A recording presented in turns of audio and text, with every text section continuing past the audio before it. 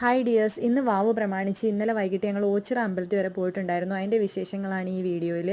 ജിമ്മിൽ പോയിട്ട് വന്നപ്പോഴത്തേക്കും 7:30 ആയി. പിന്നെ പെട്ടെന്ന് പോയി ഒരു കുളിയൊക്കെ പാസ്സാക്കി വന്നു. അമ്പലത്തിലെത്തുമ്പോഴത്തേക്കും 8 മണിയാവും. അതുകൊണ്ട് എളുപ്പം റെഡിയായി.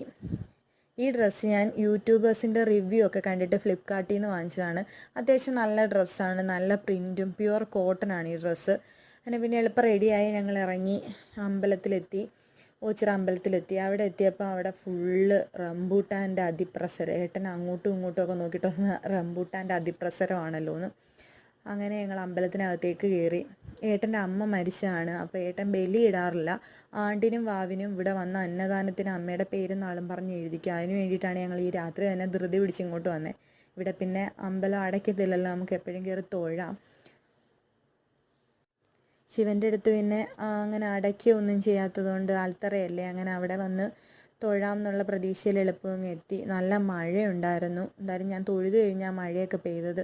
ഏട്ടന് പിന്നെ ബന്ധത്തിലൊരു മരണം ഉണ്ടായതുകൊണ്ട് പോലെ ഉണ്ടെന്ന് പറഞ്ഞ് കയറിയില്ല. ഞാനാണ് കയറി തൊഴുതത്.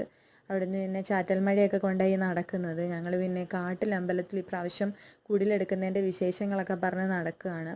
വണ്ടി കയറിയിരുന്നപ്പോഴത്തേക്കും ഏട്ടന് പിന്നെ വിശപ്പിൻ്റെ വിളി വന്നു. ഞങ്ങൾ പിന്നെ കരുനാഗപ്പള്ളി പുള്ളിമാൻ ജംഗ്ഷനിലുള്ള ഒരു തട്ടുകടയുണ്ട്, നല്ല ഫുഡൊക്കെ കിട്ടുന്ന അവിടെ കയറി ഫുഡൊക്കെ ഓർഡർ ചെയ്ത് ഫുഡിന് വെയിറ്റ് ചെയ്തിരിക്കുകയാണ്. ഞാൻ ദോശയും ഏട്ടൻ ഇടിയപ്പമാണ് പറഞ്ഞത്. പക്ഷെ ഏട്ടനും കൊണ്ടുവന്നത് പൊറോട്ട ഉണ്ടപ്പോൾ ഏട്ടൻ ഒരു പൊറോട്ട അങ്ങ് വാങ്ങിച്ചു. പിന്നെ ഇടിയപ്പവും കൊണ്ടുവന്നു. അതൊക്കെ കഴിച്ച് ഒരു കട്ടനും ഒക്കെ കുടിച്ച് ഞങ്ങൾ പാട്ടൊക്കെ കേട്ടങ്ങ് തിരിച്ചു പോരും. Bye bye.